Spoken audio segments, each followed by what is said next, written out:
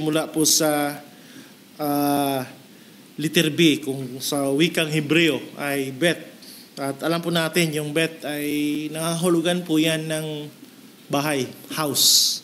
Kung saan doon po nanggaling yung kataga o yung ating mapansin pong sikat na word sa Biblia at lugar sa Biblia, yung Bethlehem.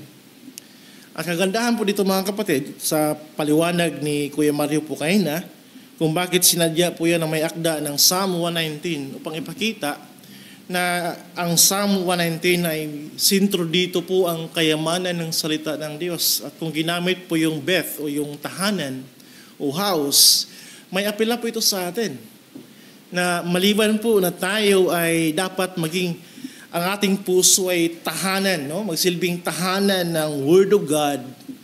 Ang ating puso ay sisidlan ng salita po ng Panginoon, pero sa pursuit ng pamumuhay na kalugod-lugod sa Diyos. Pamumuhay na lumayo sa kasalanan, lumayo po sa makasanlibutan. Mainam po that we must dwell in the Word of God. Tayo po'y manahan sa salita po ng Diyos. At maring tanong po sa atin, paano po yan tinutupad ng Diyos sa konteksto naman po ng iglesia? Paano ito pinagpapatuloy ng Panginoon bilang pattern na nagsimula sa lumang tipan, na kung saan ang buhay ng mga mananampalataya kay Kristo ay maliban po sa ayon sa sinabi ni Paul sa Luke chapter 3 na gawin pong mayamang sisidlan yung ating puso sa mayamang salita ng Diyos. Let the word of Christ dwell in your hearts richly, sabi ni Paul. At tayo rin po ay manahan sa salita po ng Panginoon. Muli po, inyong buksan ang inyong Biblia sa nabanggit po na talata kayo na. 1 Timothy 4, ating basahin po yung verse 11 and 12.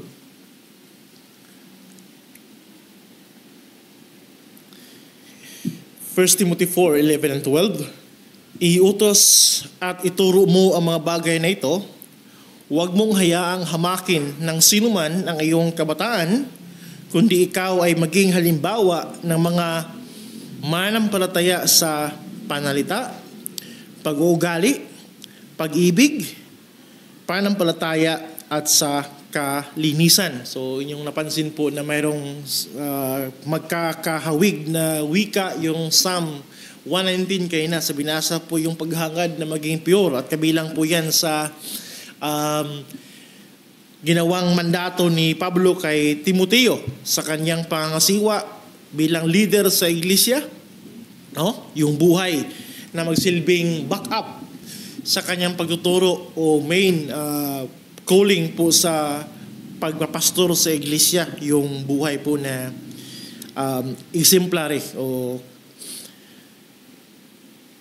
isang mabuting halimbawa sa pangunguna sa iglesia. Pero gusto ko pong saklawan, no, ay ating isama ang konteksto ng church na dapat i-expect ng congregation, ano man yung size ng church, pero ito yung isa sa mga malinaw na aasahan dapat sa isang nagsasabing mananampalataya once na siya ay papasok sa isang lokal na iglesia. At alam po natin mga kapatid, yung apela ni Pablo kay Timoteo ay tila bagay paulit-ulit ituro. Hindi to first time na nabanggit ni Pablo. Yung kaniyang repetitive na instruction na sa lahat ng mga sinasabi ni Pablo sa sulat niya kay Timoteo, palaging bumabalik si Pablo. Timoteo, ituro mo ang lahat ng mga bagay na ito.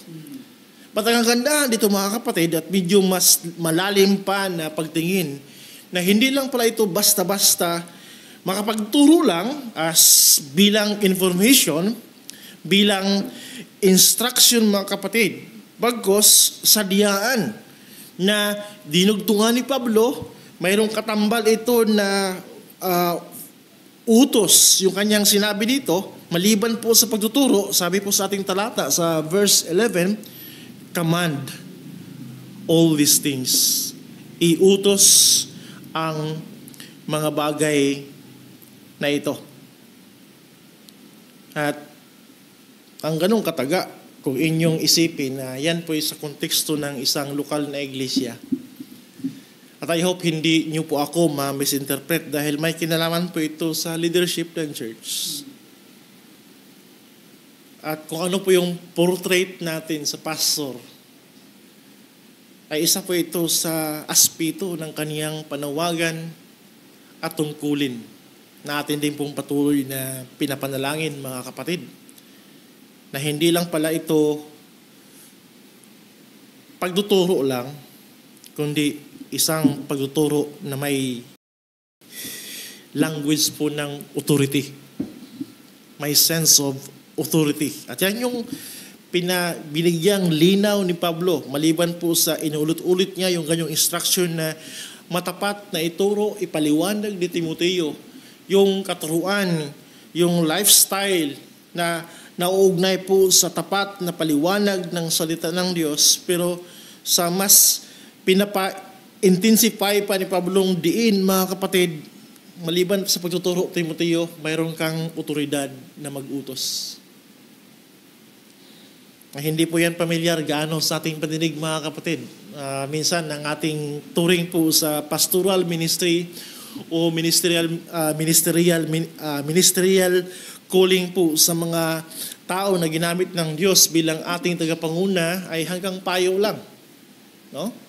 Pag sinabi kasing payo, para magdatag ka lang po ng mga opsyon at hayaan natin yung isang manampalataya ang mag-apply o na pwede siyang humindi, pwedeng kanyang tanggapin at pwedeng hindi niya tanggapin. Ganon yung sense po ng counsel. Pero alam po natin, ang approach po ng Biblia, mga kapatid, sa relasyon ng tagapanguna ng iglesia, maging sa kongregasyon na pinagkatiwala ng Panginoon sa iglesia at sa kanyang pangunguna, ay kasama po itong ma-instill sa bawat isa yung authoritative na function at dapat hindi po isawalang bahala ng sinuman. Ito po ay at the same time pagtuturo sa akin dahil alam po natin yung abuse, di ba? Maraming mga simbahan na inaabuso po ng kailang mga pastor, yung tinatawag na ministerial abuse. Na bagamat hindi salita ng Diyos, dahil sinabi ng pastor, tinuring na po na salita ng Diyos, ay mali po yun. Yan po ay masasabi nating isang dictator o dictatorial na paraan po ng pangunguna sa iglesia. Isang paraan ng dinadala mo yung konsensya ng mga manampalataya at dahil nagsalita ka lang at susunod sila bagamat malinaw po na hindi ayon sa salita po ng Panginoon. Anumang otoridad, mayroon po ang isang tagapanguna sa iglesia, it must be confined with the Word of God. It must be confined. Bako dapat ito ng salita ng Diyos at mga prinsipyo ng kaniyang banal na kasulatan. Pero hindi po natin walain yung punto, mga kapatid, na mayroong iba yung otoridad po ang mga lingkod ng Panginoon. Sa aming sarili, wala, no? Wala tayong likas na otoridad na dapat irespeto ng sinuman, kundi isang otoridad po na galing sa Diyos. At isang otoridad na yung binabakuran ng kaniyang banal na salita. At sa ating pagtingin dito, mga kapatid, at least yung unang bahagi po ay ating titingnan sa ngayon dahil sa ating oras, na despite sa anumang limitation po ni Timoteo, no, ay ginawa ni Pablo na necessary or out of necessity yung ministry na maliban sa pagtuturo, yung pag-uutos. Kasi isa nga sa mga tinuring po itong balakid ng konteksto at kultura sa panahon po ni Pablo, lalo na sa mga Hudyo, parang ang pangit, parang sa kaila, masagwang tingnan na ang kabataan yung nangunguna. Kasi yan yung estado po ni Timoteo eh. Bagamat sa ating panahon, hindi na bata si Timoteo kasi ayon sa mga biblical scholars, mga kapatid, maging sa mga komentarista, nasa around 30s na po si Timoteo. But during that time, ang turing po nila sa ganong stage po ng edad ay kabataan pa. Pero ang kagandahan dito, mga kapatid, binigyan po ng liwanag ni Pablo na ang buhay iglesia ay hindi dapat tawag dito kukupya o kaya magdepende sa ano yung bugso ng kultura. Lalo na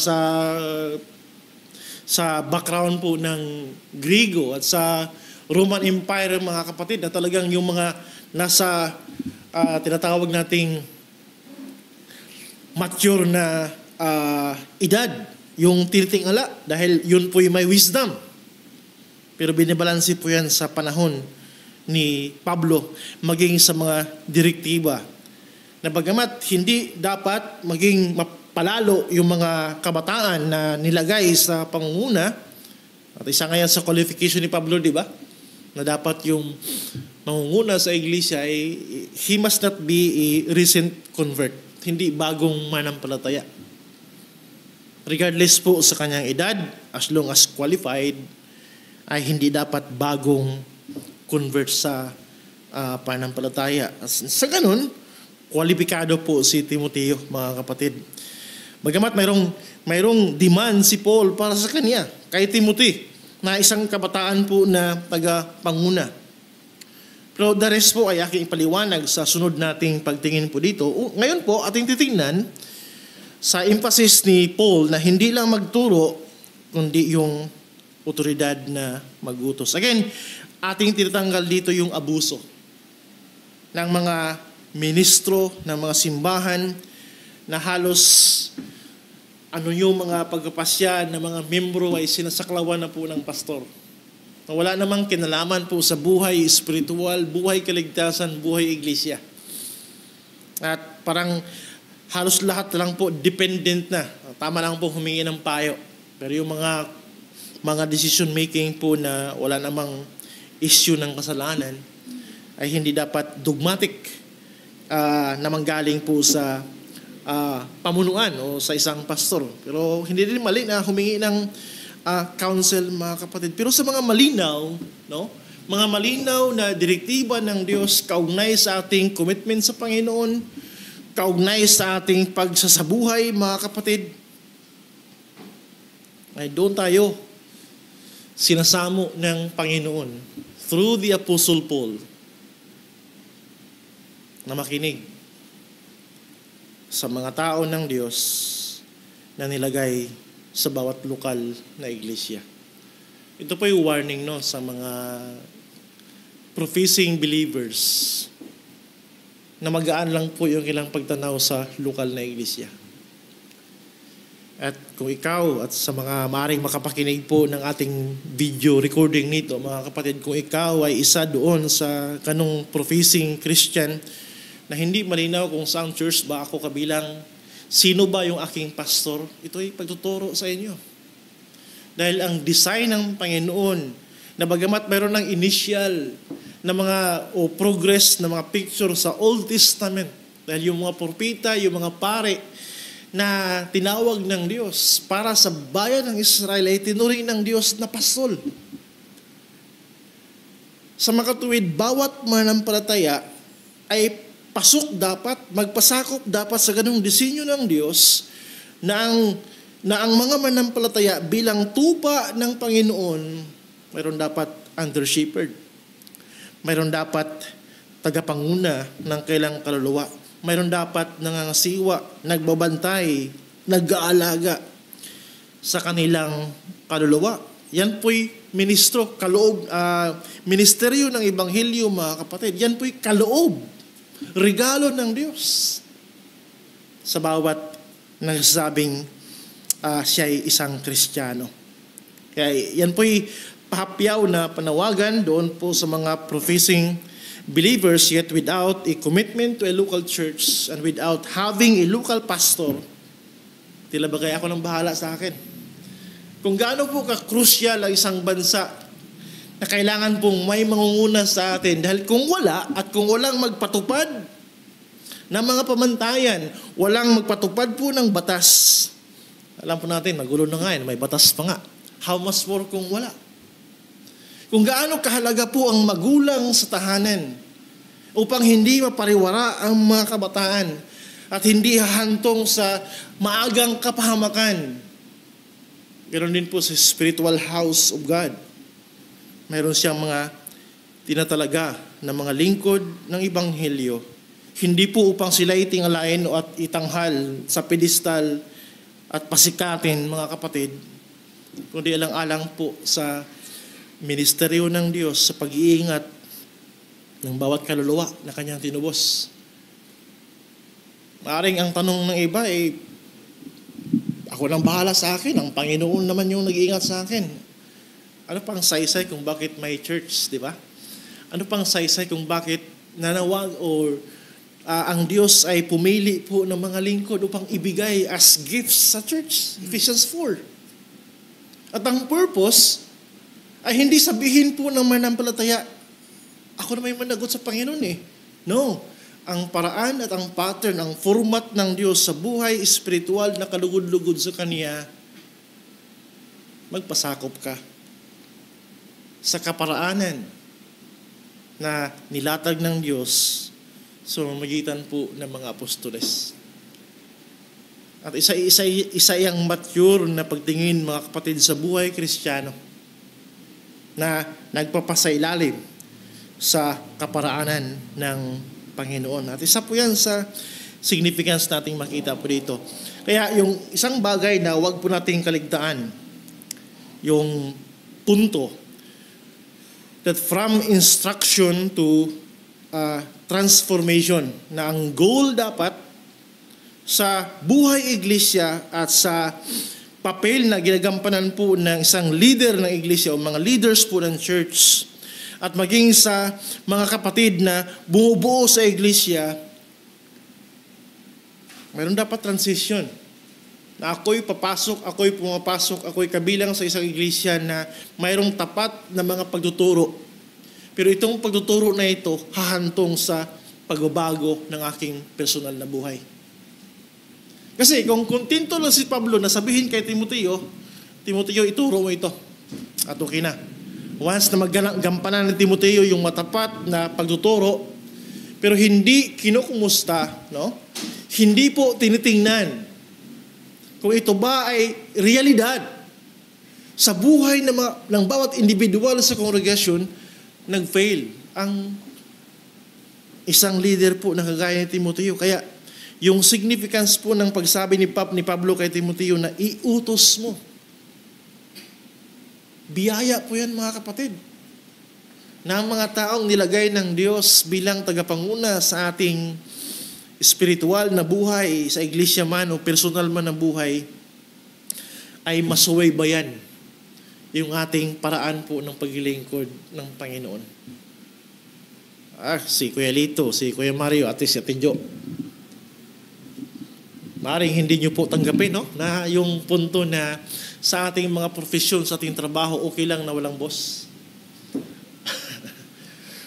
Di ba? Bagamat hindi po bossing yung pastor, pero tingnan nyo po, kung ang society ay nangangailangan ng superior upang matingnan kung ano yung gawin ng mga empleyado sa isang kumpanya o sa isang trabaho, sa isang eskwelahan, ay hindi po nahuhuli. Palagi po nangunguna ang disenyo ng Diyos maging sa buhay espiritual. Maaaring may mga limitasyon po ang mga pastors o mga kapatid, pero again, hindi yan naging hadlang kay Pablo na dalhin ang itong mandato para kay Timoteo at para sa iglesia that a local church must be a commanding church.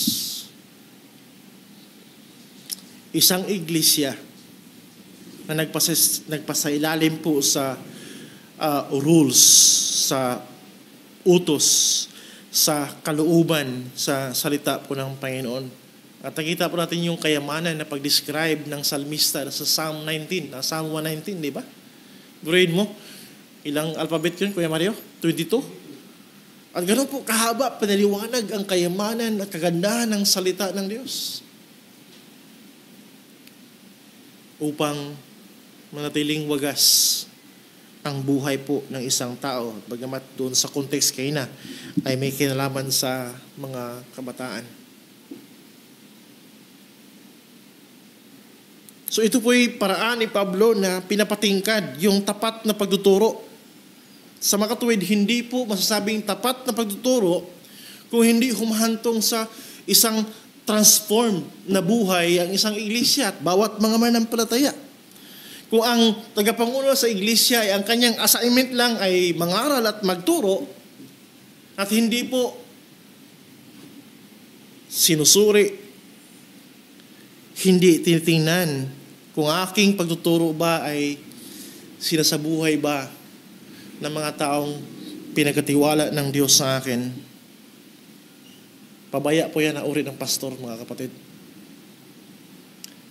At ako'y nababagot na sa ganyang uri ng ministeryo at alam po natin, karamihan sa atin po'y galing sa ganyang uri ng mga iglesia.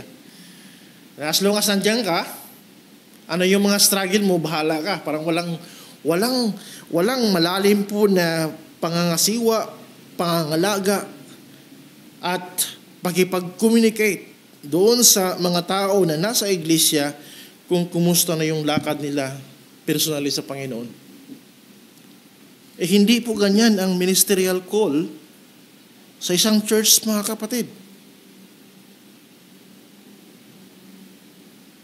Kaya napakahalaga na ito po'y magsilbing backup para kay Pablo tungo kay Timoteo na wag lang makontento sa informative na pagtuturo.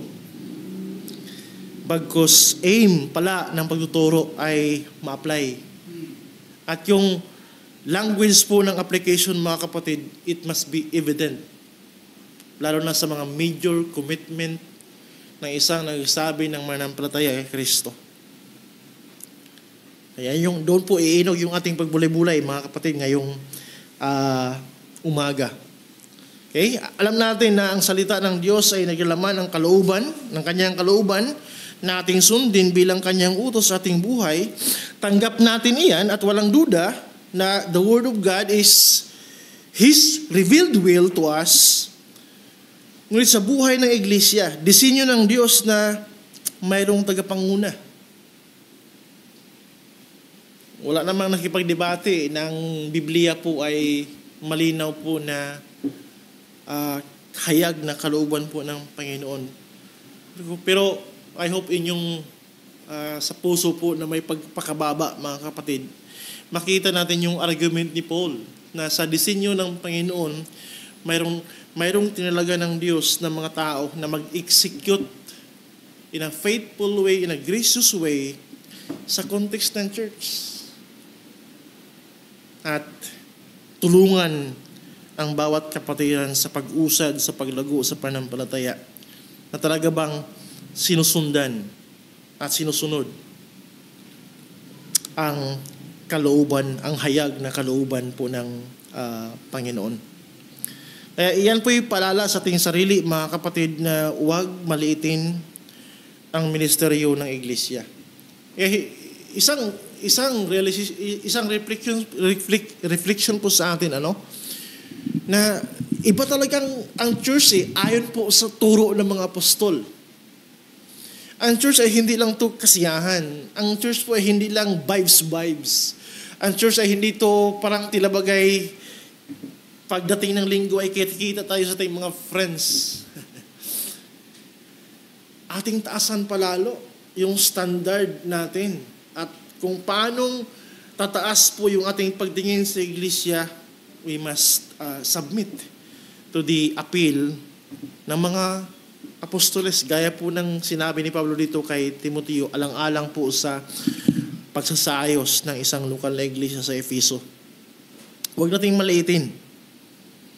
Dahil ang disenyo ng Panginoon kung bakit may mga lokal na iglesia at may mga tagapanguna, alang-alang po sa kanyang kaluwalhatian, ito po'y pangangalaga ng bawat kaluluwa. Buhay na mga kaluluwa. Mga kaluluwang may kanya-kanyang struggle laban sa kasalanan. Mga kaluluwang may kanya-kanyang tukso na hinaharap araw-araw. May mga kaluluwang maraming pangangailangan na mga prinsipyo ng salita ng Diyos. Mga kaluluwa na marami sa kanila ay bata pa sa pananampalataya. Maring mga kaluluwa po na nasa bingit na po ng pagkahulog sa pagkakasala. Ngayon, kung hindi po yan mabantayan, mga kapatid, sa paraan ng ministeryo ng salita ng Diyos, paano ito i-relay at masubaybayan ng may katapatan at ng may pananalangin, kawawa yung mga tupa ng Diyos, nahahantong sa pagkaligaw at hindi po makakabalik. Maliban na lang po kung talagang tumalikod na sa pananampalataya. Pero kung ang dahilan, isa sa mga dahilan ay nag-fail po ang church, nag-fail ang pastor, nakakalungkot po yun sa buhay na nagsabing Kristiyanong iglesia. Okay? So kung ang pastor ay hindi lang pala magturo, kundi magbigay ng utos, actually yung word na ginamit dito ay giving orders. Military po na mga salita ito. At alam po natin, sa military, lalo na sa unang panahon, dapat may mangyari kung may order. Dapat may consequence, maaaring positibong consequence, may resulta dapat, hayag, makita, pwedeng i-report, pwedeng i-rate. Bagamat may kinalaman po sa mga spiritual na bagay, sa paglakad ng mga individual na mga manampalataya. Yan po ang iglesia, mga kapatid. Hindi to, ang church po ay hindi lang, I hope kagaya po ng mga minsan mga otoridad po sa ating bansa, lalo na sa kalsada, na yung mga traffic enforcer, di ba? Parang pangit man ikwento, pero naranasan ko rin sa mga reklamo namin nasakyan, mga grab driver, yung mga traffic enforcer na yan, nagtatago lang nag-aantay lang na may magkamali. Imbis na tulungan na maging maayos yung daloy ng traffic, sila po'y nag-aantay lang sa gilid kung may magkamali, makapag-violate at patawan. Hindi po ganyan ang church. Ang pagsagawa po ng mga bagay na ito, bagamat in a form of command, authoritative command based on God's word, alam po natin ng puso ni Pablo pagdating po sa ganyang bagay, in love and by the grace of God. Pero hindi po isang bagay na pabayaan, ikompromiso. Diba? Kaya mga kapatid, accordingly, based sa salita po ng Diyos at sa kanyang biyaya, having a spiritual leader in the local church, Christian obedience is being helped and being under a faithful oversight. Yan yung kagandahan, mga kapatid. Again, hindi ito gusto kong na kumari, hindi nga kasali yung sarili ko pero andyan yung providensya ng Panginoon. I hope hindi ito magsilbing self-serving sa inyong pastor, pero ito po yung malinaw na kalooban ng Panginoon sa bawat Kristiyano at sa bawat lokal na iglesia. Na ang Diyos po'y nagdisenyo sa kanyang iglesia sa paraan po na ating tingnan po ang ministeryo ng salita ng Diyos na hindi ito optional. As long as base sa salita ng Diyos, ako'y nandito upang sumunod sa biyaya ng Panginoon at sa gabay ng aming mahal na pastor.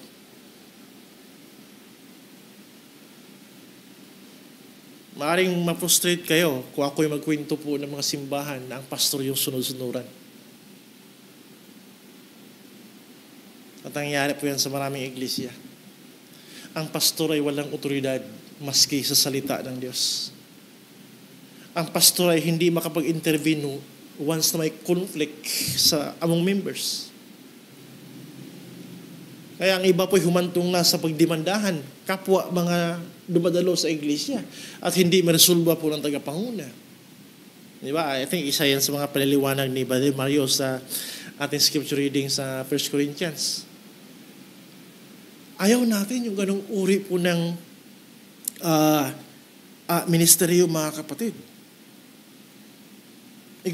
Again, ito po yung sa lingwahe ng biyaya at sa paraan po ng pagkalinga ng Diyos dahil vulnerable po ang bawat individual na makakaluwa sa iglesia.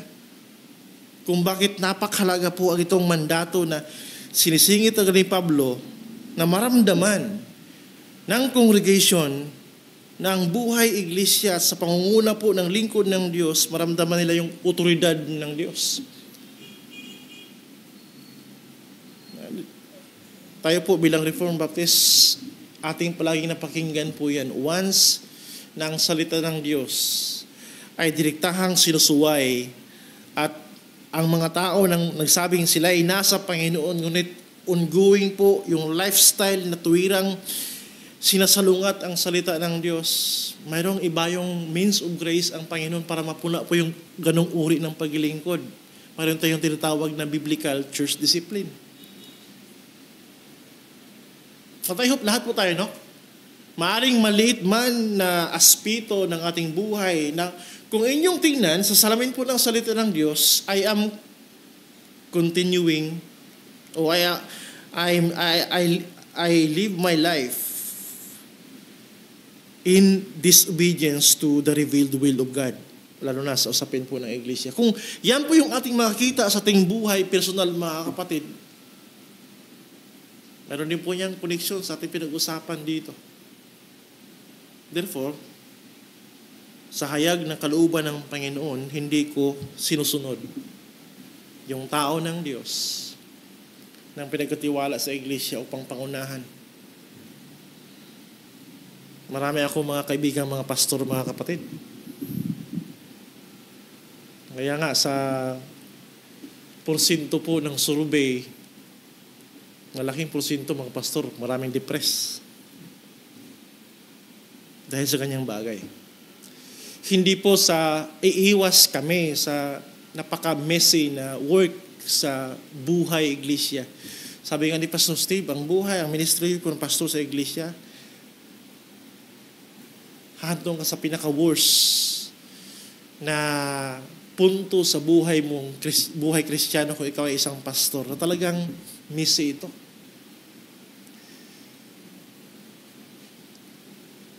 Ito hindi isang magaan. Sabi pa nga ni Pastor Steve, I think, sa kanyang pangaral, I think sa conference yata, kung tama yung aking pagkalala. At ito naman po ay kinukote ng maraming mga tagapangaral. Expect natin ay ang church po ay ituturing po natin spiritual hospital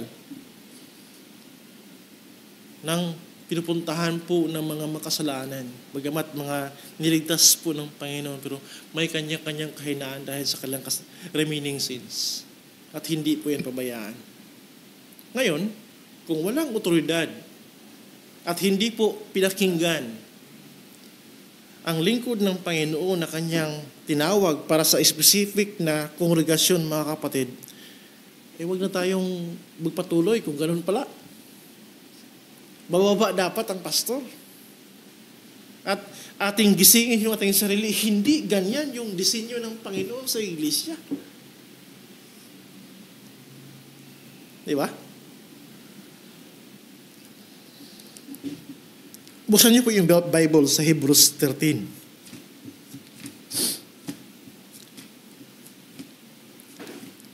Ito po yung mga objective, mga kapatid, na direktiba ng Diyos. Again, hindi ito usapin ng personalan, pero mainam po nating makonvince tayo, yung ating conscience makonvict sa malinaw po na utos po ng Panginoon, kalooban ng Panginoon concerning po sa matapat na pagtuturo na nag-aim ng transformation sa buhay ng iglesia, sa buhay ng mga kapatiran. Hebrews 13 verse 7, sabi diyan, alalahanin ninyo ang mga namumuno sa inyo.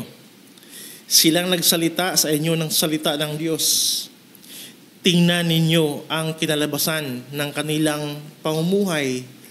Tularan ninyo ang kanilang pananampalataya. 17, sa verse 17 ng Hebrews 13. Sumunod kayo at pasakop sa mga namumuno sa inyo, sapagkat sila'y matamang nagbabantay alang-alang sa inyong mga kaluluwa bilang mga mananagot. Hayaang gampanan nila ito ng may kagalakan at hindi ng may hapis, sapagkat kung ganito'y hindi ito magiging pakinabang sa inyo. Church yung kinakausap. Ang congregation yung kinakausap na magkaroon po ng biblical na pagtanaw sa kanilang mga tagapanguna, sa kanilang mga pastor. At hindi malayo sa inyo mga kapatid, ano yung senaryo, ano yung sitwasyon na nagpo-prostrate sa mga tagapanguna ng iglesia.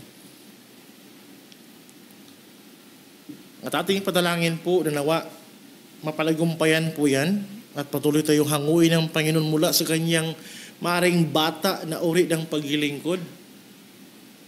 Na kung mayroon mang pwedeng magawa, ang bilis ikompromiso yung kalooban ng Diyos, ang bilis ikompromiso yung ating commitment, devotion sa Panginoon dahil mayroon akong gustong gawin. At ang kabayaan, yung ating binibitawang covenant sa Panginoon.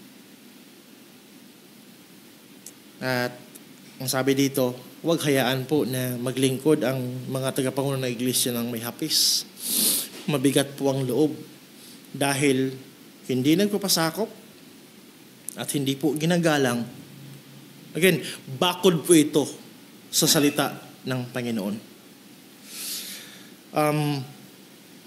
Si Pastor Noel sa aming conference doon sa Singapore, maganda po yung naging session namin sa tanungan, yung Q&A portion ng aming conference doon. At si Pastor Ramen po nagtanong ano yung mga advice ni Pastor Noel sa amin po ng mga batang pastor. At sabi po ng Panginoon, bagamat Pastor Noel he's far from perfect, pati yung church po nila ay may mga imperfection din, pero sa biyaya po ng Panginoon ay nandoon po yung katapatan. At sa mahigit 40 years na pagpapastor, panalangin natin na yan din yung ating marating sa unahan, kalooban po ng Panginoon ng ating iglesia ay magpapatuloy. Ang ating ministry ay magpapatuloy sa ganong mayamang mga taon na maaring gamitin tayo sa paglilingkod ng Ebanghelyo. Pero hindi po kagaya ng ating mapakinggan ng mga balita na inaabuso yung otoridad. Dahil nung nakaraang buwan lang po ay dinagdagan sila ng 3 pastors. At marinig mo sa mga testimonya ni Pastor Noel na I'm willing to give away ng aking office upang paglaanan po ng panahon itong 3 pastor na ito na tawag dito, hindi nakadepende sa akin.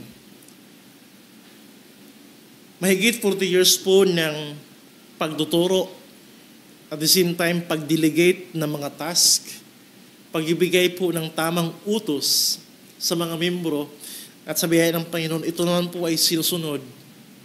May kagalakan despite po sa mga struggle ng ministry ng iglesia. Hindi po biro. Magkahalong kabigatan po yan.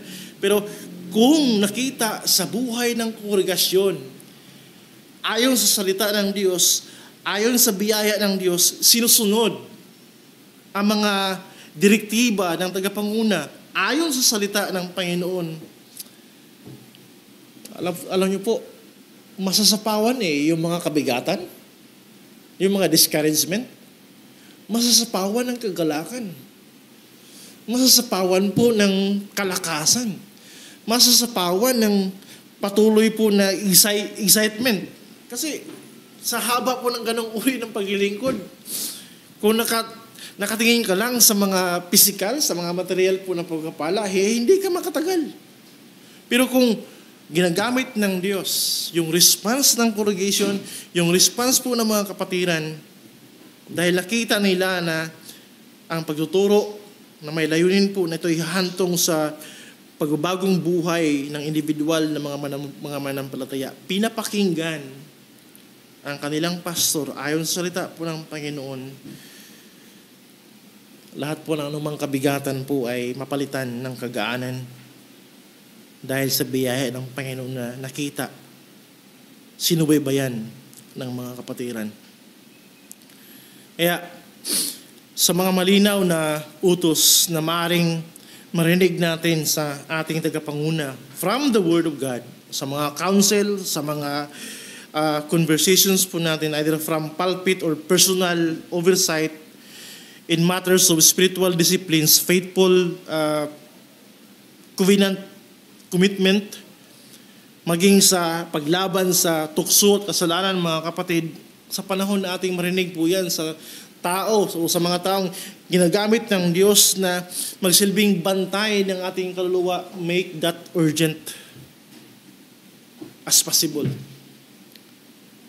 At yan yung significance po. Sinabi ni Pablo dito kay Timoteo, mag-utos ka. Hindi po ang pastor palautos, kundi yung tamang pag-utos, pagbigay, paglatag ng mga prinsipyo ng salita ng Panginoon na applicable at tamang panahon na i-apply sa sitwasyon. Nakakalungkot po at I hope malulungkot tayo na once ang isang kapatid nagsabing isang kapatid sa Panginoon pero ang buhay po niya ay araw-araw na umuhay po niya nagbabiolate sa malinaw po na kalooban ng Panginoon. Hindi tayo kampante sa ganun. Bagkus pinapanalangin natin, inaabot natin, pero sa atin po individually, ating taasan, yung ating tingin po, disenyo ng Diyos sa iglesia upang masusi at matamang matingnan yung ating paglalakbay bilang mga manampalataya kasama ng ating espiritual na mga taga-panguna. Maliban doon sa ginamit kayo na sa ating scripture reading, mga kapatid, mayroon akong daily devotion na sinusundan na diverse po yung mga pastors na sumulat po nito. Encouragement po ng aking kaluluwa. Kahapon, nandun ako sa Psalms 147 at ang may akda nito ay si Mike Bullmore. At pinakita niya na sa Psalm 147, ito po'y paglatag ng rason na ang mga tao ng Diyos ay magpuri, magluwalhati sa Panginoon. At ilan po sa mga rason na kanyang pinakita doon ay napakarami sa Psalm 147 verse 2. Ang sabi doon, the Lord gathers the outcast. Tapos verse 4, He has sovereign control over all creation. Yan po yung Diyos na dapat ating purihin. He heals the brokenhearted and binds up their wounds. Verse 3, He lifts up the humble. He prepares and provides growth even to the grass, yung mga halaman. He provides sustenance for His creations. Verse 9, He protects. Verse 13, He blesses. Verse 13, He brings peace. Verse 14, He brings the changing of seasons. Pati yan, yung climate, yung season po ng pinagkaloob ng Diyos sa ating mundo. Kasama po yan sa dahilan na ating pagpupuri sa Kanya. Ngunit sa climax po, verses 19 to 20, ang nilatag po ng salmista, sukdulan ng ating pagpupuri o dahilan ng pagpupuri sa Panginoon ay may kinalaman sa salita ng Diyos. Basahin natin.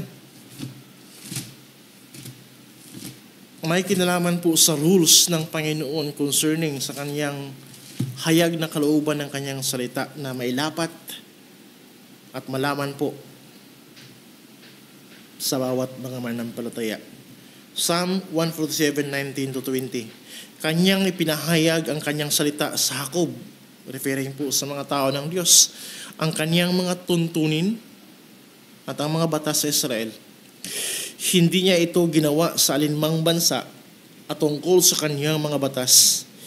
Hindi nila ito nalalaman. Purihin ninyo ang Panginoon. Napakaganda. The mere fact na hayag pa, bukas pa ang salita ng Diyos at lalo na sa ating konteksto mga kapatid na kinukumplito ng Diyos yung Kaniyang kaparaanan, paano ito mangyari at masubaybayan sa buhay ng mga manampalataya. Sukdulan po, climactic yung konklusyon ng salmista. Maliban po sa mga dakilang pagpreserba ng Diyos sa buong kalikasan, ay mas angat yung pagpupuri natin once na ang salita ng Diyos ay tinuturo at the same time, humantong talaga sa aplikasyon at sinubaybayan yung ganong uri po ng pagsakatuparan ng salita ng Panginoon.